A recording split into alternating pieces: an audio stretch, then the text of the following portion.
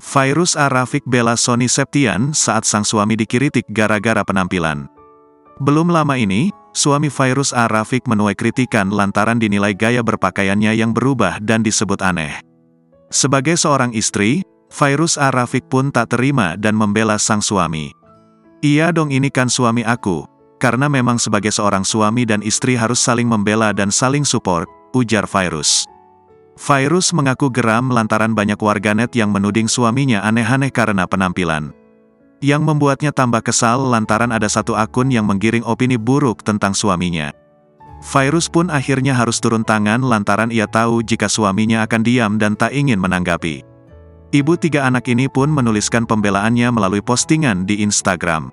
Hal ini dilakukannya lantaran merasa keberatan sang suami dinilai buruk oleh warganet. Ia pun menjelaskan bahwa fashion tak hanya untuk perempuan. Namun, pria juga dapat merawat diri dan memiliki selera dalam berpakaian seperti suaminya. Ia mengatakan bahwa suaminya menyukai fashion dari Korea.